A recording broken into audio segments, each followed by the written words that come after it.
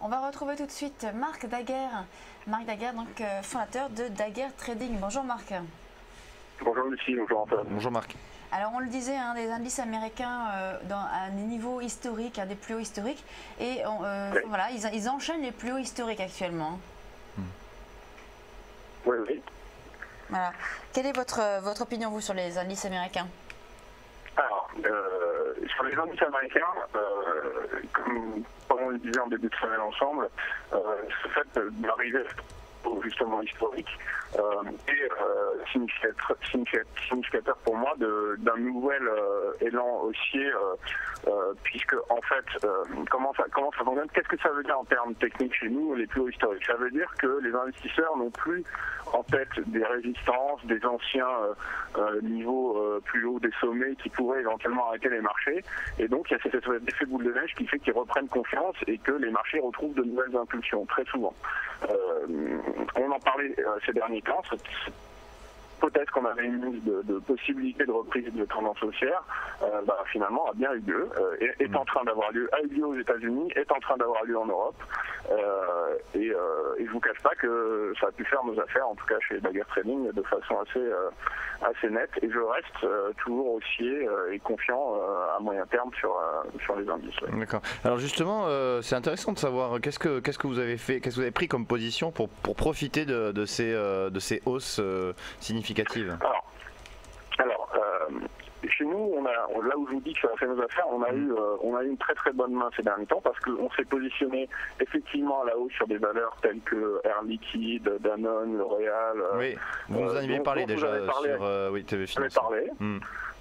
L'ensemble de ces valeurs tournent autour sur nos produits qui sont des produits réactifs, pour que les gens qui nous regardent ou nous écoutent s'en rendent bien compte. Donc sur les turbos, donc des produits à effet de levier, ces valeurs tournent autour de plus 30, plus 40% aujourd'hui dans notre portefeuille. On a aussi de bonnes positions à l'inverse. On avait une très bonne position baissière sur Moreletron qui a beaucoup baissé la semaine dernière, qu'on a coupé à plus 50%. Et on s'est positionné à la baisse. On en parlait Antoine, vous et moi, sur l'or, sur la cassure de ce support. Oui, à 1180, oui. Voilà, donc là on est pareil, on est bien positionné via le turbo sur ce sous-jacent. Et enfin, on a également une position baissière sur l'euro-dollar. Et encore, on en parlait également avec vous, Lucie, des niveaux sur lesquels on restait encore baissier sur ce sous-jacent. Donc ça fait qu'effectivement, aujourd'hui, tout se passe bien pour le moment. Maintenant, comme vous le disiez, est-ce que les chiffres de cet après-midi vont venir mettre un petit peu à mal? Je ne sais pas. En tout cas, n'oublions pas que l'événement aussi de cette semaine, c'est le passage du Sénat américain entre les mains des républicains, ce qui fait que l'ensemble de la classe politique américaine là se retrouve déjà contre le président lui-même. Je parle en termes d'appartenance. Et on sait très bien que pour nous, nos métiers économiques, financiers, c'est pas une mauvaise nouvelle. Voilà. Oui, tout à fait. D'ailleurs, les marchés ont très bien accueilli la nouvelle lorsque les républicains ont accédé au Sénat. D'ailleurs, on a fait un nouveau plus historique, c'était mercredi.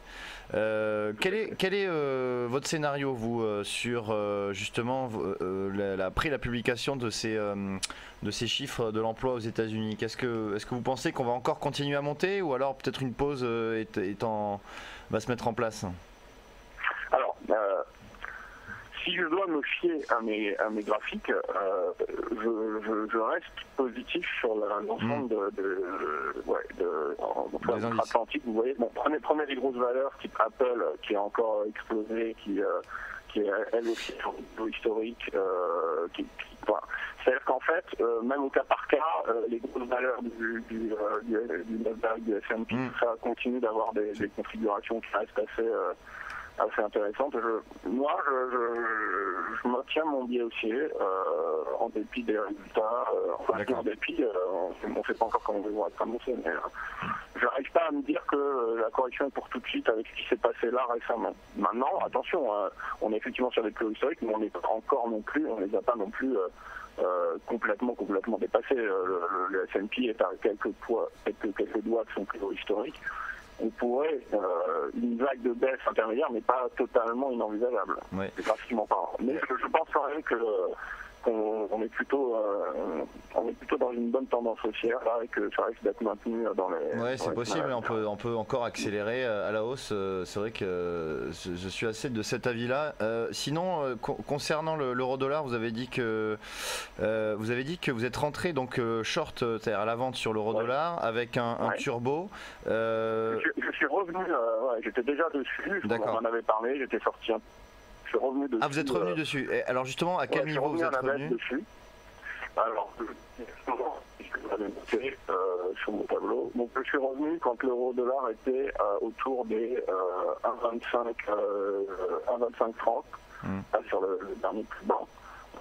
Et alors, pour vous donner un temps pour que les gens puissent voir à peu près, si vous regardez au jour d'aujourd'hui, mon turbo, il est autour des 37%. D'accord. C'est-à-dire que voilà, l'euro-dollar a perdu. Sur les 1,25, on a perdu à peu près 1%. Voilà, sur les cours actuels. Et non, j'avais juste une dernière question, c'est à quel niveau vous allez couper votre turbo? C'est-à-dire à quel niveau d'euro-dollar vous coupez votre turbo? Alors là, je vous avoue que c'est quand même, vu la volatilité, c'est quand même un sous-jacent que je surveille de très près. Si vous parlez de la vitesse, je pense que si on arrive pas loin des 1,22, je couperai. D'accord. En revanche, si vous voulez parler d'un niveau de stop, bon, comme je suis rentré autour des 1,25-30, je pense qu'au-dessus des 1,25-10 à peu près, je couperai ma position pour ne rien perdre. Et ça reste techniquement la distance pour la 1,25 aujourd'hui, qui est la résistance court terme que je vais surveiller en premier. Merci beaucoup Marc Daguerre, donc fondateur de Daguerre Trading. Merci. Merci Marc. C'est la fin de Direct Investisseur. On se retrouve dès lundi à 8h30 sur telefinance.fr pour nos 3 émissions, Direct Marché, Direct Gestion et Direct Investisseur. Bon week-end et à lundi. À lundi.